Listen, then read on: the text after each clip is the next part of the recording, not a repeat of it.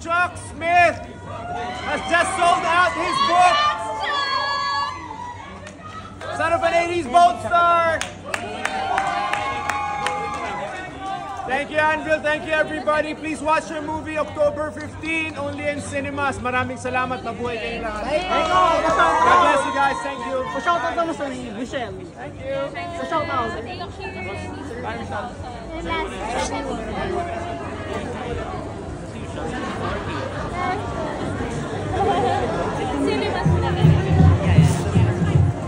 Right here po. 1, 2, 3.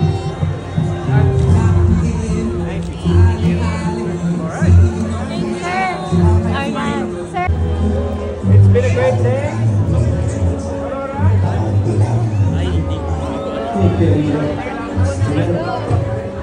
My vice president.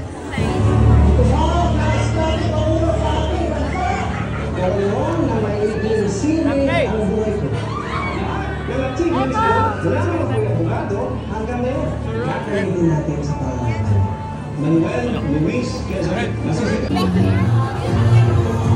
Ba't wala kang mga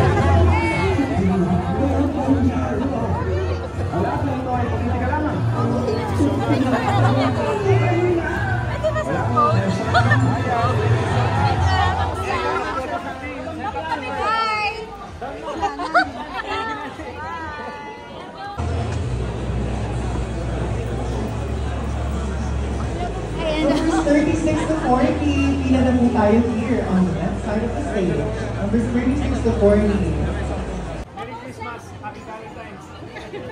Thank you so much, guys. Bye-bye. Magandang gabi po sa inyong lahat. What's up, madlang people? Wala pala dito. Hello to all the Good Times listeners. Wala rin sila dito. Pero maraming salamat sa pagpunta niyong lahat dito. Congratulations sa lahat ng bumubuo ng Manila International Book Fair. Kahapon 40,000 strong. I'm just so proud that we are very much literate and learning and loving reading. Thanks, guys. Pinapakan naman natin, Mr. Will. Mahal na mahal ka ng madlang people. Okay, actually sila lang po ang kasama natin today. No, I'm just kidding. Please make some noise for the actor who will play President Manuel L. Quezon, Mr. Jericho Rosales.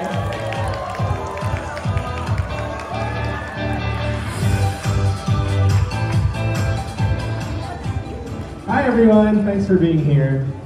It's an honor to be here. Oh my gosh, book launch. And yeah, we're so happy to be here. And we would love for everyone to not only read the story, but also watch the movie on October 15. And yeah, in cinemas. And yeah, if you could share our trailer and everything about it, it would be great. The country is proud of you. Thank you guys, love you. Quezon, the movie out in cinemas on October 15, starting October 15. And welcome to the others. Pwede pa kayong pumasok at manood. Sorry, kaya lang yung meet and greet is for the first 100. Pero yes, come over, come over. Okay, so with that, first we will have some photo ops lang just to remember this special moment here at the Manila International Book Fair. First, the cast and the team, Quezon team. So, you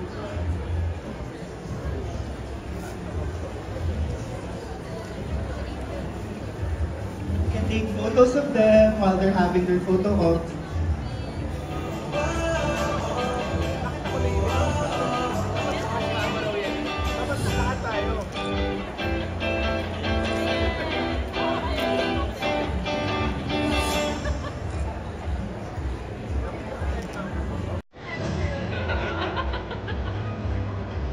Next po, we will have a photo with the crowd, di ba?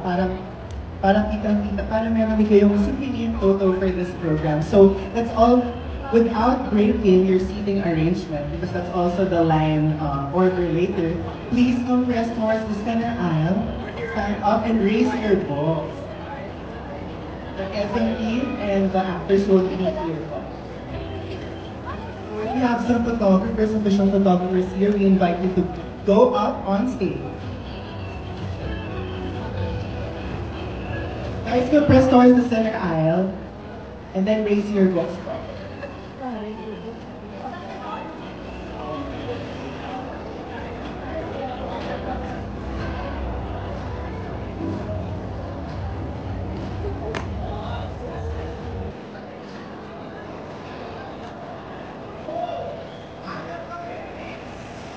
Quezon, the story behind the film is available first year at the Manila International. We'll do a posing. We'll be do the I Am the Philippines.